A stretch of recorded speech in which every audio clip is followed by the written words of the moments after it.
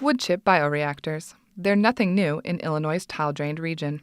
The oldest one in the country was installed here in 1995. But this conservation practice has gained increased attention in recent years as Illinois farmers look for cost-effective strategies to help the state reduce nitrogen losses by 45%. Illinois' extensive tile drainage system has helped the state become a powerhouse of corn and soybean production.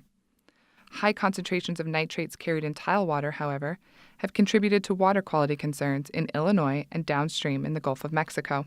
Every year, about 400 million pounds of nitrate goes down the rivers in Illinois and heads to the Mississippi River and then to the Gulf of Mexico. Of that 400 million pounds, it's hard to say exactly how much comes from the tile drain region. We know about 80% comes from agriculture, and the bulk of that, and it's hard to give an exact percentage, but most of that comes from the tile drain region of central and northern Illinois.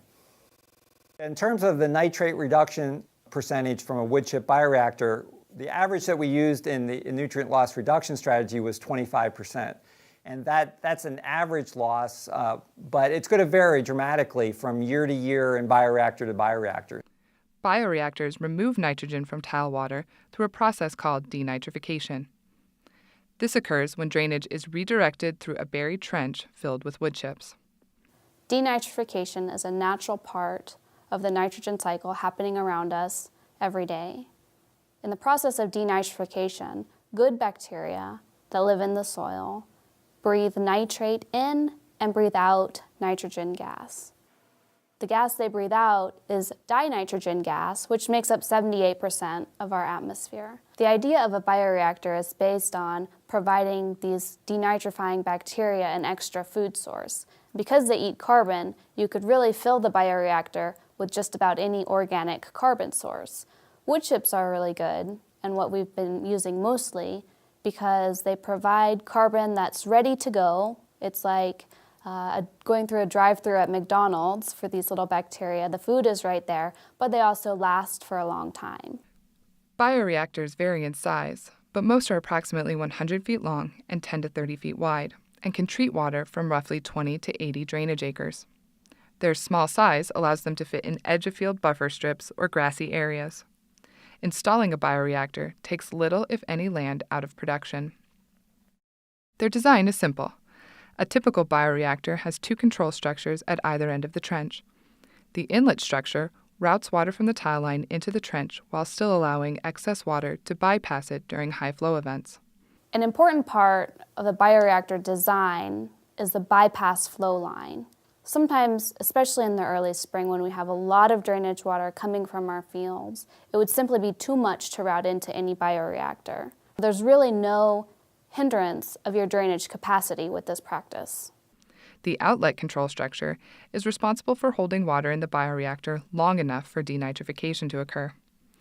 Gates in both structures allow farmers to regulate the amount of water directed into the bioreactor and adjust the retention time. Installation takes roughly 2 days and costs approximately $6,000 to $12,000. Financial assistance is available for bioreactors that align with NRCS design standards. We found that bioreactors are one of the most cost-effective ways of reducing nitrate. The cost we estimated was $2.21 per pound of nitrate removed. That's at the lower end of all the practices that we looked at. Once installed, woodchip bioreactors effectively remove nitrogen for at least 10 years with minimal maintenance. In early spring, when the drainage flow is fast and the water is cool, additional gates need to be lowered into the outlet control structure to retain water longer. Those gates then have to be removed at the end of the season when drainage slows, allowing water to flow through the bioreactor unimpeded. As the wood chips degrade, the bioreactor will decrease in height. And so that's one way to know that your bioreactor is getting near the end of its life. The best way to know is if you're monitoring your bioreactor, monitoring how much nitrate is going in and how much nitrate is leaving. And if you see those numbers becoming very similar, that means your bioreactor is not removing very much nitrate. There's still a lot we don't know about woodchip bioreactors. What's clear is that they are a low-cost, low-hassle strategy that can help farmers do their part to curb the flow of nitrogen to the Gulf of Mexico. To learn more about woodchip bioreactors and available financial assistance, contact your local NRCS office. For more information on nutrient management practices, visit illinoiscbmp.org.